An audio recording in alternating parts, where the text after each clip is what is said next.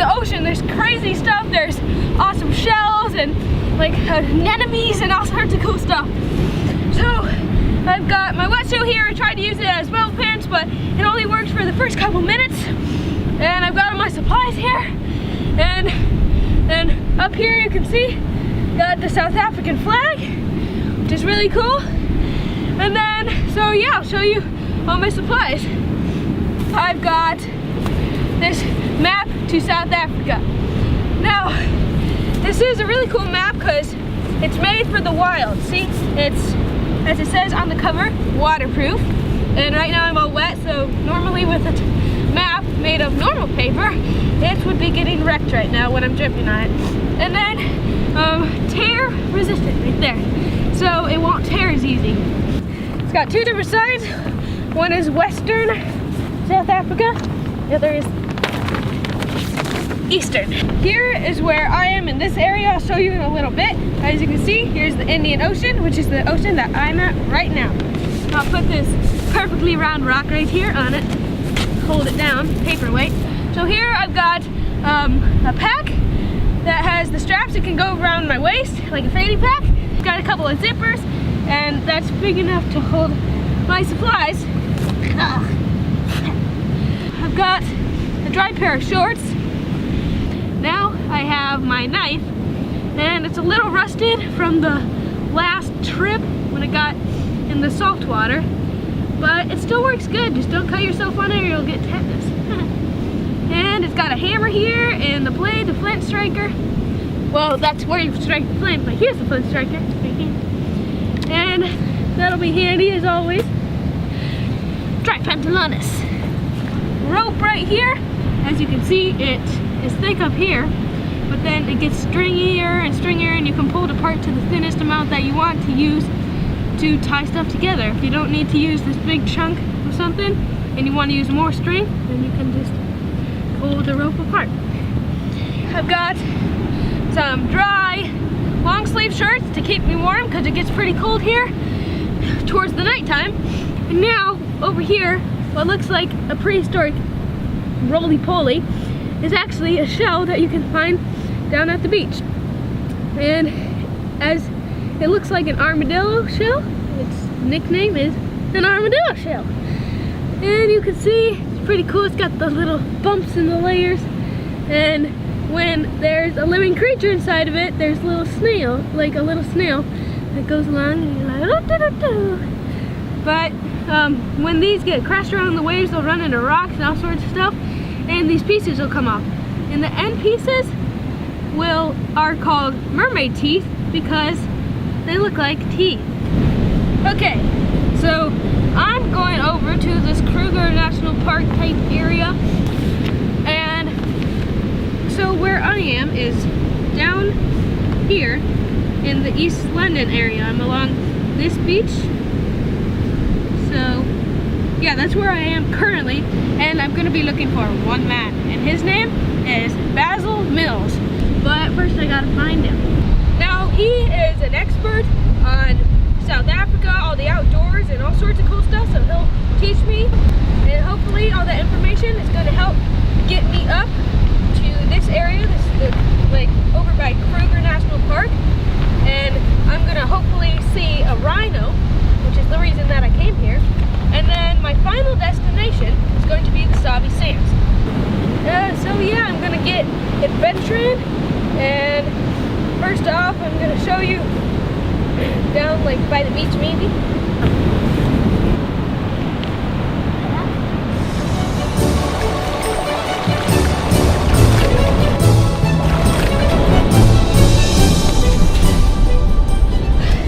Okay, so here I have something really cool. This is a shark's egg. Now, the shark's eggs will drift up onto the beach and they get tangled in seaweed and all sorts of stuff, and that'll pull it up. You look up into the sun, it gets sort of transparent. I don't know if you can see, but with this one, there's no little baby shark. But I'll keep looking and see if I can find an egg with a shark in it. Yeah, these are really cool, and then once they dry out, they sort of look like a purse, and they're called a mermaid's purse. So yeah, this is a shark egg, and it's really cool.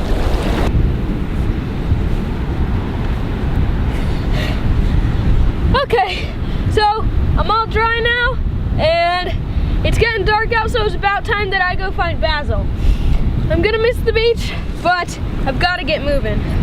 So I'm gonna hike up behind me. I'm gonna go up on the sand dunes and see if I can find him. And I've got all my stuff packed up, and hopefully rhinos, here I come.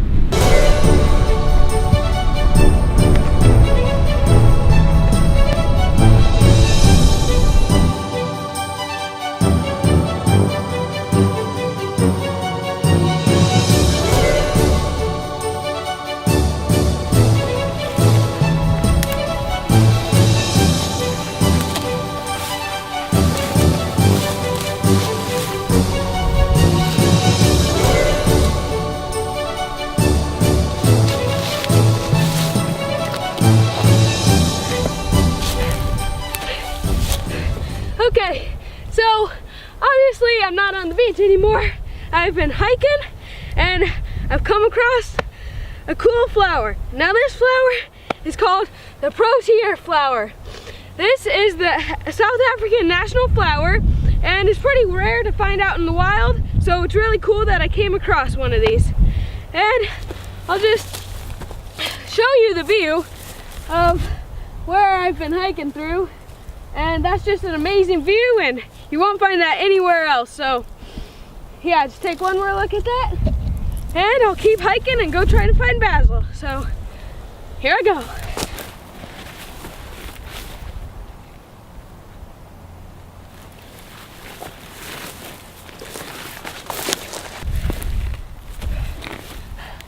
I can smell a campfire, so I think I'm getting close.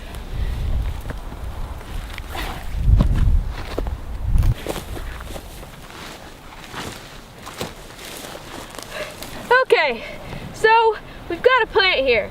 Now this plant will catch your eye because it's a different looking plant. But this plant is good for like bug bites and bug stings. And what you do is you get one of these little leaves off of it, and then you break it open, and it's got sort of a liquidy type sticky substance inside of it, and you can just rub that on the sting and you're good to go. So if you ever see one of these out in the wild and you get stung, you should break it in half and rub it all over. Aha! Basil!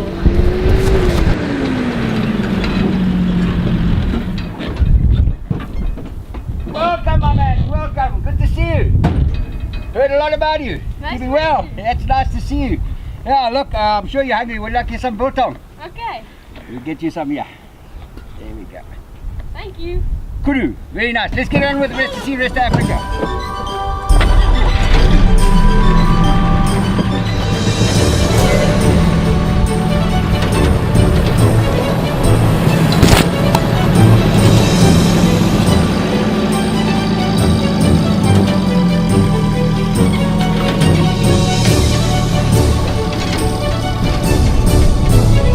Let me show you this water. What is really interesting is that in Africa you don't even need a cooking utensil. We can just use mud, because in Africa we learn a lot from the local people, and they've been here for many years, and so we can pick up many tips from them. For one, you can just take a nice bunch of mud, take an egg like that, snap it on, and you encase it round, and then we put it in the fire and we bake it. Okay. And there's your nice cooking pot.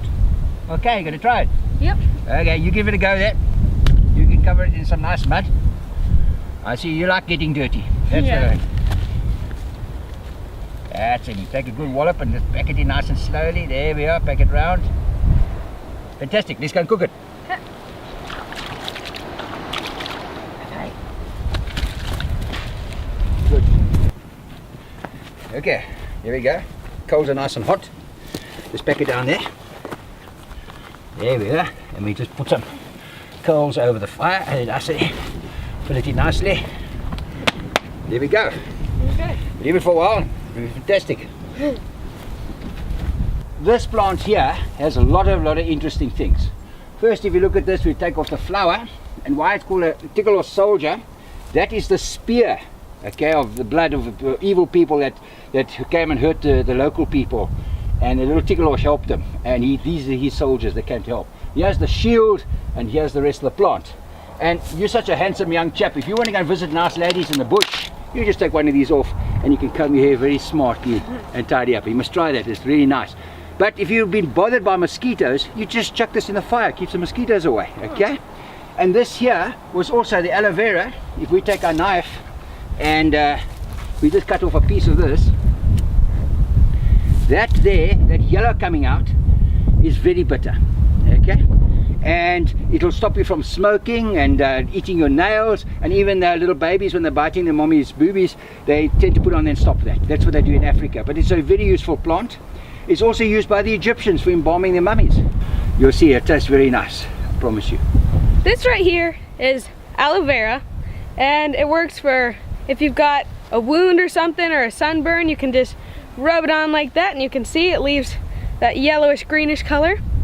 And ugh, it's bitter.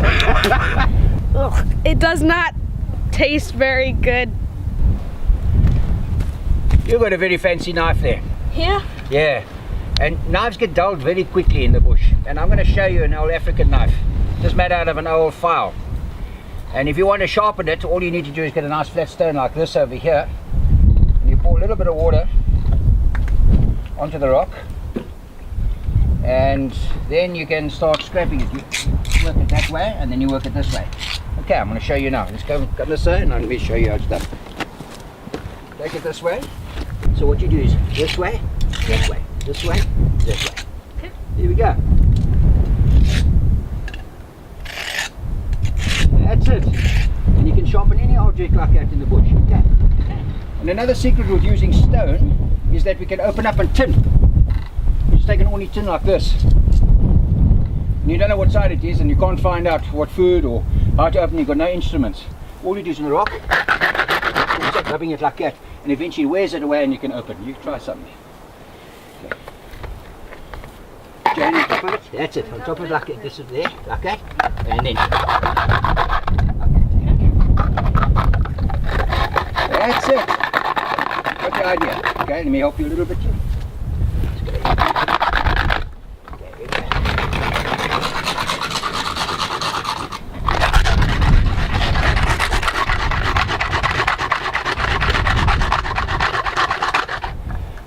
And there you can see it's coming out. Yeah. Okay, it's amazing. So it opens up the tin for you, and there we go. Right, and you've got yourself a nice jam. Wow, that worked really well. Try one. That's it. Okay, do it out. Okay, and let's just dump it in my hat here. There we are. And we pour some water into it. And let's see. There's your egg. Nice and hot. Feel how hot that is, don't drop it. Hot, eh? Yeah. Okay, let's wash it clean. Okay. Now to test if you're a really good cook, you have got to eat against your head. Okay, if it breaks, then it's not properly cooked. If it is, then it's cooked. Okay, you ready? Yep. Okay. Yeah, it's cooked. Look at that. Fantastic. See there? Now you can eat a nice egg. Okay. Here we go. Bit hot, careful. You have a little bit there. And I'll have this bit. Now we're having lunch. Mm-hmm. Now, you'll make a good African. That's really good. Nice, eh?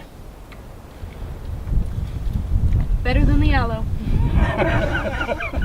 You're not going to forgive me, are you? Right, let's go and look for some rhino. Okay. Right. Yeah. Okay, so I'm in the back of a Jeep and we're on a tour going through some of the wild, and we're gonna see some rhino. So far we've seen quite a lot of animals like giraffe and all sorts of cool stuff. Okay, you guys, so we're in a Land Rover and we're got a better view since we're poking out the top. And just behind me is a big male lion, and he's got a cool mane like you see on TV and in the books. So really cool. Okay,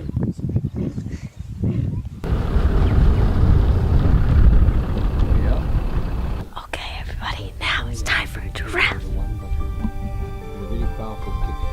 His tail's really long.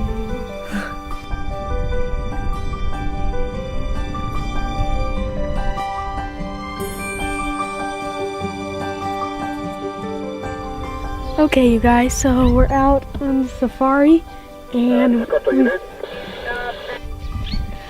okay, you guys, so we're out on the safari and we've come across 2 white rhino and it's really awesome.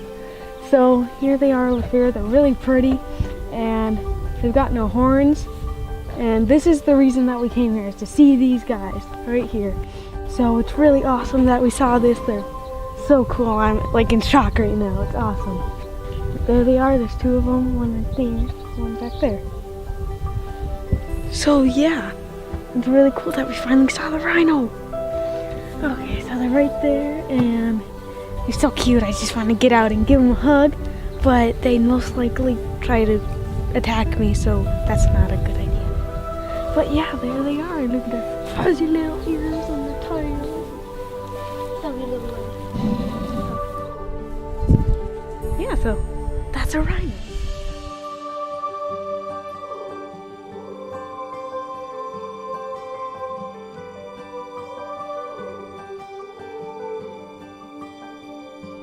So if you look at these rhinos, they're missing the horns and they were poached, so they're lucky to have survived that, which a lot of rhinos don't survive that.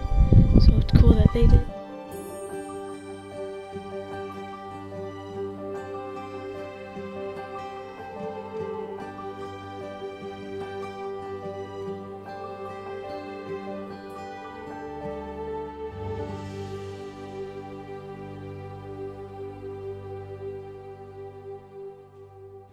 Okay, so I just wanted to say thank you very much for letting me see your rhinos right here, and I'm sorry about what happened to them. That's very sad, but do you think you could just tell the people who watch this how important these rhinos are to the society and all of Well, it's not just these rhino that are important, but the rhino as a species are important, because what we've got to look at here is the big picture, and it's critical now. If we take the wrong actions or reactions to this rhino poaching, we're going to lose the rhino on Earth as a species, and we'll one day have to tell our grandchildren that this is what we had, and sorry, we made a mistake. So to wait years and years to debate what to do, how to stop rhino poaching, is really taking way too long. We need to be much more on top of it all and to take decisions now that take effect immediately, not in years to come. So, you know, guys like CITES who control what one can and can't do with different animals in the world, it needs to happen sooner. They're going to now debate things in 4 years' time about rhino. In 4 years' time we might have half the rhino, if any, left. So it really takes way too long. But I'm glad you're doing what you can, and keep it up. And thanks for coming, and Thank you. hope you had a good time. Yeah, it was awesome. Pleasure.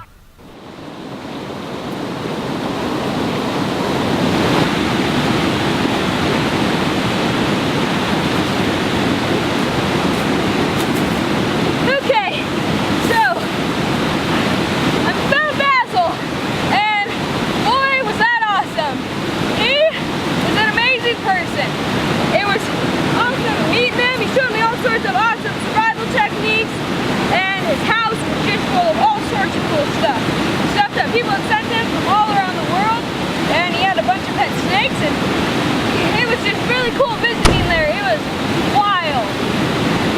Okay, so something that was even more wild. So we were driving around at night, we heard some like branches snapping, so we went over, and there it was. It was the largest elephant in that park, and his name was Obas, which sounds like old boss, and that's what it means.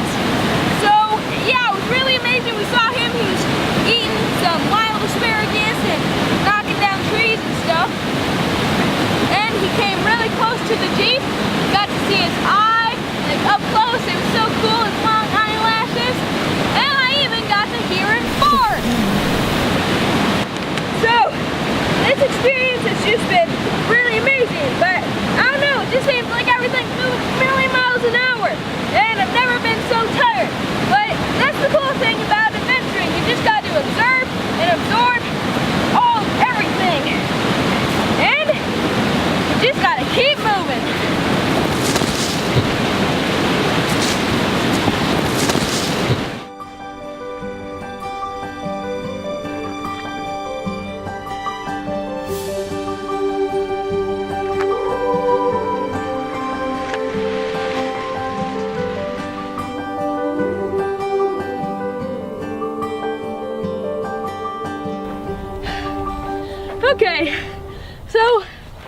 I've been hiking a while and I met Basil and I'm on my way to the Sabi Sands and I've taken a stop at Elephant Whispers.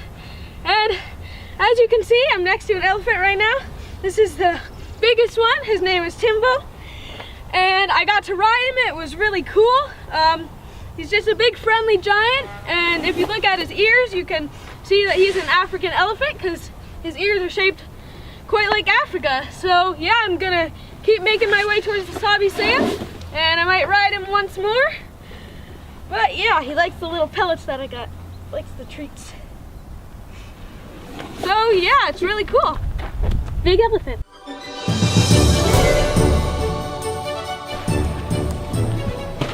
So, as you can see, I'm on an elephant. And again, this is the same one, it's the biggest one. And it's a really cool experience. Way up here, you can see everything. It's a little bumpy at times, but other than that, it's really fun. So, yeah, I'm on an elephant.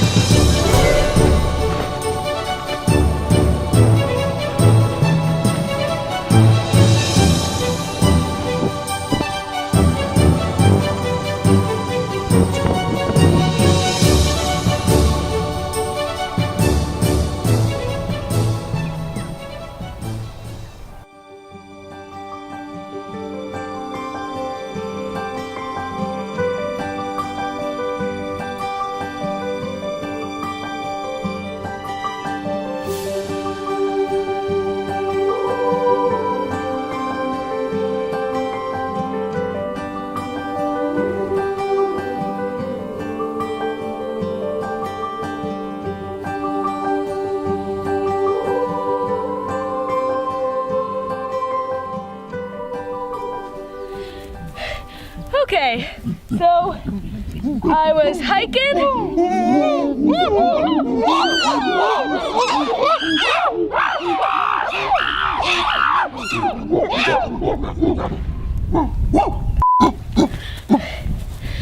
Okay, so I was hiking and I decided to stop at Chimp Eden, the Jane Goodall Institute. And as you can see behind me here are some chimps. And I got to go around, I got to see these guys. They're really cool and how they act and just watching them play and stuff. And some of them, they all have their own personality and some of them like to throw stuff. Yeah, but these guys are rescued from like the circus if they're abused or something. And a lot of these guys are orphans. Like if their mother was shot by a poacher, the baby will be rescued. But what they do with the meat of the chimp that's shot is they'll sell it and people will eat it, but it's the same thing with like the rhino horn. It's, they think it cures diseases and stuff like that, but it's really just all in their head. So yeah, here's these guys back here and I'm gonna keep moving.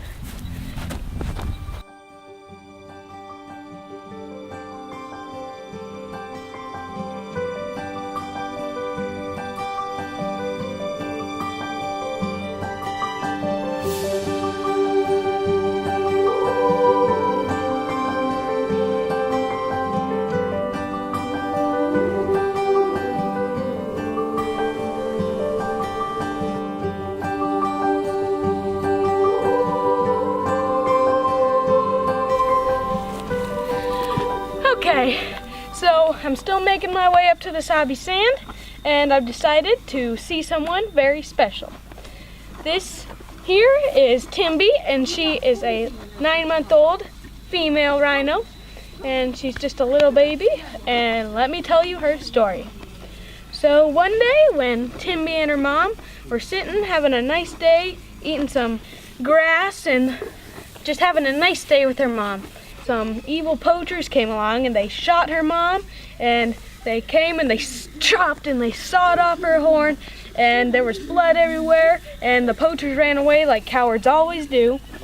And Timby here was left with her mom, who was struggling to breathe and just couldn't anymore and died. So she was a little orphan then, and she just sat with her dead mom, and one day she was rescued by this place, and it's called Care for Wild Africa. And here they will protect her and feed her, and she likes to have her belly rubbed. But rhinos are very special. They're special to me, and they're special to each other. And if you think it's cool to have a rhino horn on your lampstand or something, you're wrong. If you think the rhino horn can cure diseases, you're wrong. It's just all in your head. But all we need to do to stop poaching is just stop buying the rhino horn. And one day, Timmy here can have babies of her own, and she will help increase the rhino population so that the rhinos don't go extinct. And one day I can come back to Africa and see all the rhinos out in the wild, free of worry of being poached, and they can just be happy. So yeah, she's here, and she was just a little baby when her mama died. And just think how you would feel if you were a little baby and your mama got shot and you were just a little orphan to fend for yourself. This is how Timby felt until she was rescued, and she's all safe now. So yeah, give her a big hug, and I'm gonna keep moving. Okay, so I've been hiking through the forest, and there's tons of things you gotta watch out for. You gotta watch out for monkeys. Monkeys run wild. I've seen a couple already today, but they will chase you and they can bite you sometimes. You gotta watch out for snakes. There's tons of poisonous snakes in South Africa. You got the black mamba here, which is a really dangerous snake because it'll chase you and it's really venomous. You've got the green mamba, which stays up in trees, and those will camouflage so they look like vines. Yeah, there's mosquitoes you gotta watch out for because you could get malaria. But one other thing that I've seen here that are similar to the ones in Texas, except they're in vine form, is these. Okay, so look at this vine. Yeah, you won't want to be Tarzan swinging on that. So look, yeah, some pretty dangerous spikes. And you get higher and higher, but look at all those spikes all the way up. That's just super painful. If you were to jump onto one of those things, man, that would hurt. So yeah, cool little snippet, and gonna keep hiking.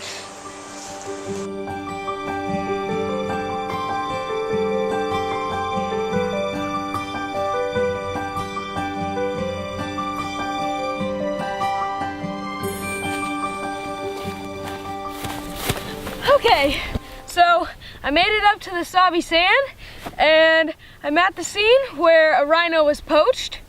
And as you can see, here's the rhino skull and here's the lower jaw. And naturally, if it was just the rhino that died, it would have the horn right there. But as you can see, it was cut off and they left the rhino to die, so it must have been shot or something. So yeah, here's the rhino skull, and it's very sad. I'm gonna keep moving. Okay, so out in the wild in Africa, you gotta be careful. You shouldn't usually get out of your Jeep if you're going on a tour or something, but if you do, make sure that you've got someone with you with a gun. Like out here, there's lots of dangerous animals. There's elephant, lion, all sorts of different stuff. And today we've decided to try and track a rhino. So here with me, I've got a tracker. His name is Patrick, and he's gonna tell us about how to track a rhino. All right, we are in the riverbed. As you look, this is a rhino track. The way you tell a rhino has got 3 toes. If you look here, it's got 1, 2, and 3. At the back, it looks like a W, which it seems like stands for white rhino. So because in the riverbed, you can tell where they kick. Looks like they were going in that direction. So we're gonna start tracking. So while we're tracking, we can also listen for birds like red-billed oxpeckers, which they're always associating themselves with rhino. So they can also help us to find this rhino. So from now, we're gonna follow this rhino and try to find it. Okay. So these tracks, it's actually fresh, it's from this morning.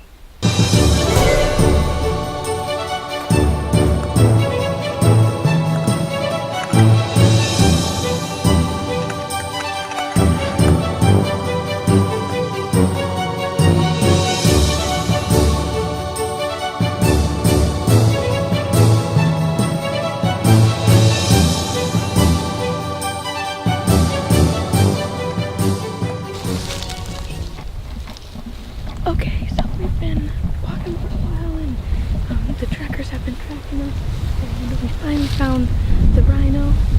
There's a mama and a baby, and the mama's huge, and they both have their horns still, which is awesome. It's like the first rhino that I've seen out in the wild with its horn. So, yeah.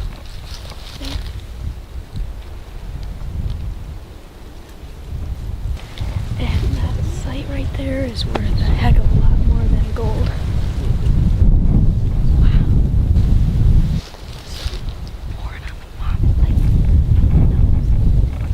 There, it's really good. That's how it should be.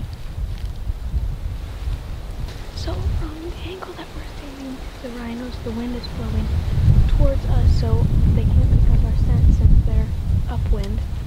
And they're laying down, which means that they're relaxed. And if they knew that we were here, they wouldn't be so relaxed. They'd be either going away or charging at us. So, yeah, it's amazing.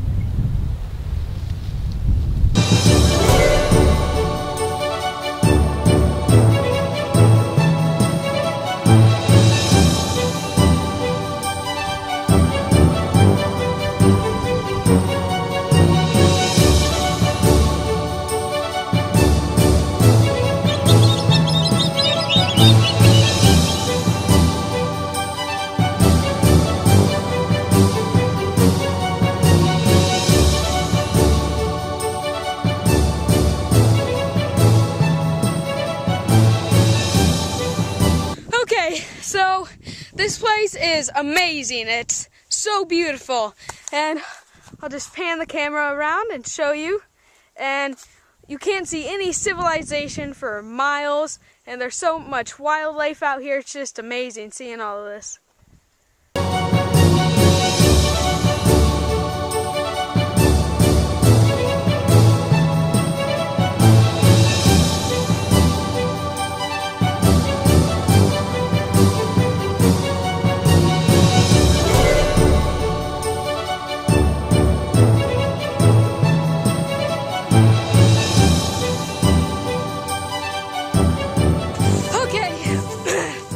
So I've been hiking through the Sabi Sands for a while, and let me tell you, this place is amazing. It's so beautiful. I've seen rhino and giraffe and all sorts of amazing stuff, and I think I have finally stumbled across the person I've been looking for. So here we go.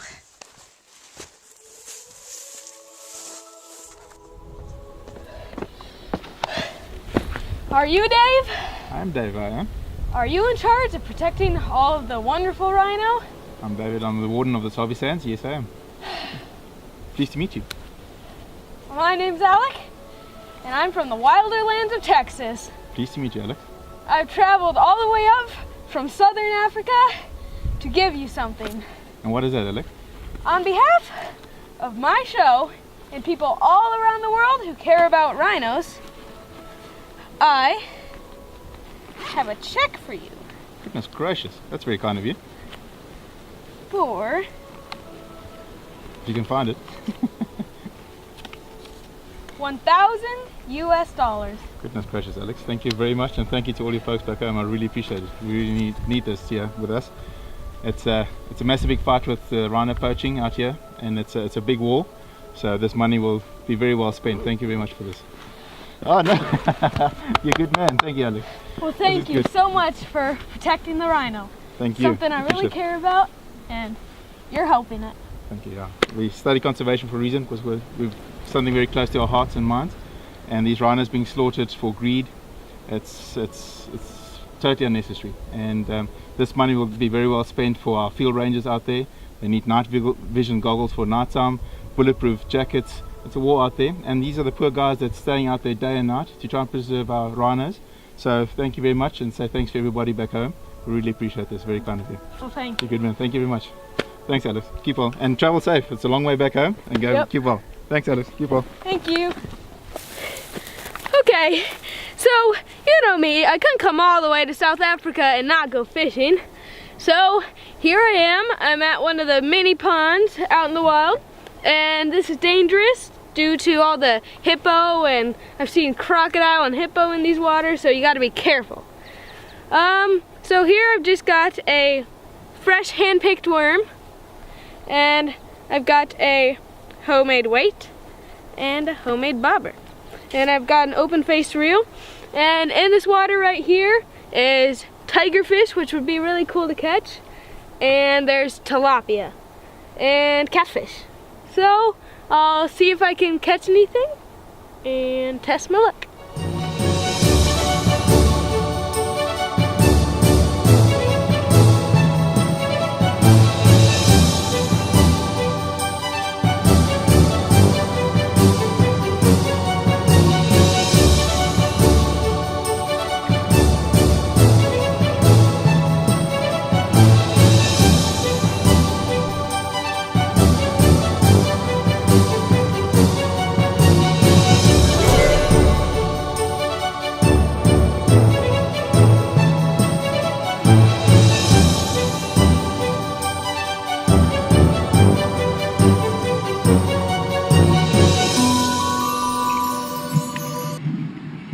Okay, so caught another tilapia here. It's a very nice one, and for the first time ever, I'm not throwing this guy back. So we're gonna keep this one and eat him. But yep, it's a second South African fish, and it's really cool catching fish with hippo in the background. But yeah, you can just see the color. That's amazing. There, that orange and that reddish orange. But yeah, just using homemade bobber and weight. So this one's a keeper.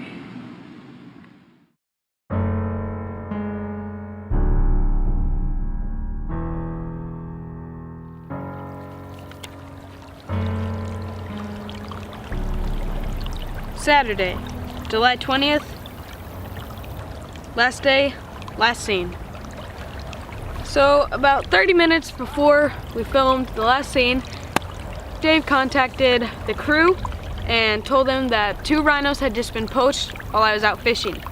The area that they were poached was over by where the trackers and I had found the mama rhino and the baby rhino.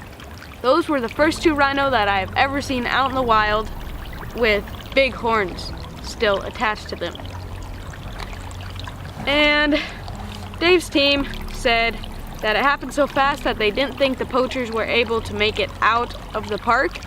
So they had helicopters and all sorts of stuff looking for them around, but we were never informed if they were caught or if they got away. And there was actually a discussion whether or not they thought that they should tell me about the rhino because they thought I would get too upset to film. And I'm glad that they did tell me, but they were right. And I thought that we had just done so much good, and all of a sudden it was out the window. It happened. Like, it's hard to explain. But while I was in South Africa, I learned a word, and I've been thinking a lot about that word lately. And that word is Ubuntu. Now, Ubuntu means that I am who I am because of you, or we are who we are because of each other. So, let's just all try our best to be good.